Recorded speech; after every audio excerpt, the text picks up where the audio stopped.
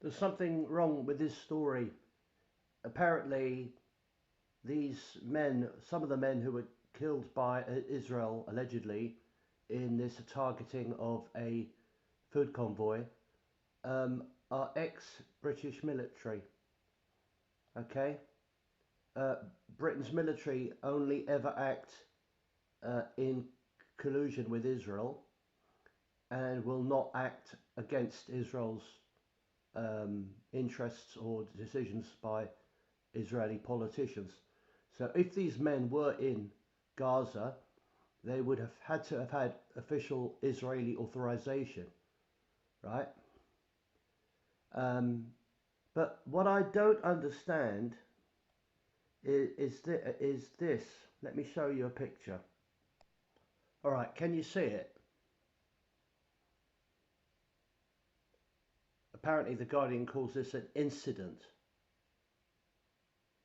Now, can you imagine what would happen to the inside of that vehicle if a missile had gone straight through the roof of that vehicle?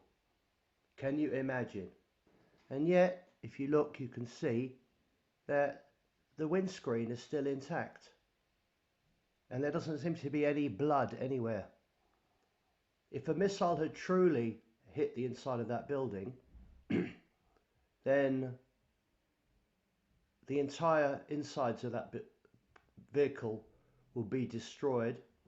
There would be blood everywhere, and there would also be no windscreen, right? There would be no windscreen. It's impossible. Can you imagine the kinetic force there would have been in that vehicle, and the blood everywhere, and the broken wind? And you can see all these people in the picture. They're not even looking at the car. There are 5 people in the distance looking the other way, and one person, um, presumably a Palestinian, again looking the other way, even though there is someone taking a photograph here. There would be a lot of interest in this picture. I think that maybe this event is untrue.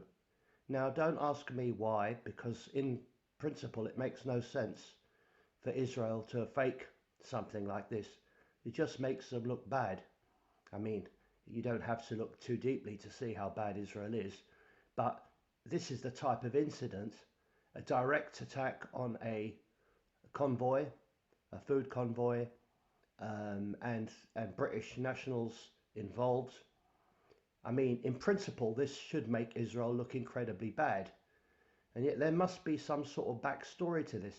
I believe that they are, for whatever reason, maybe it's just their religion, faking atrocities which are being used to attack them.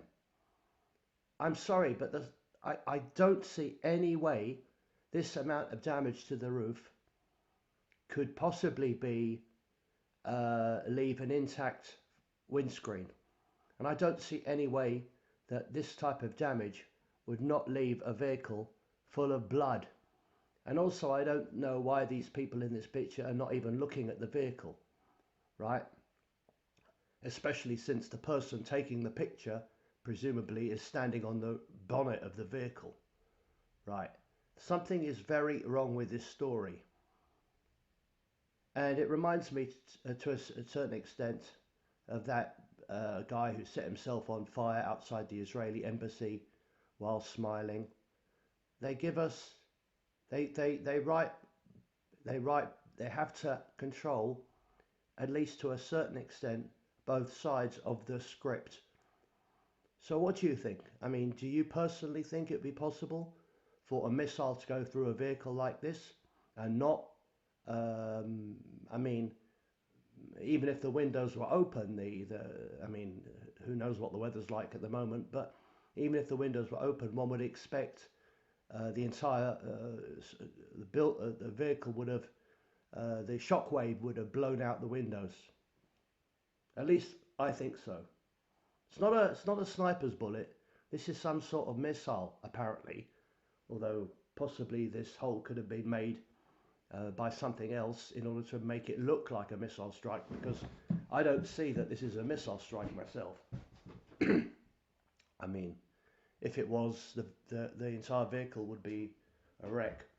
Anyway, let me know what you think. I personally have lots of suspicions about the veracity of this story. Thank you for your time.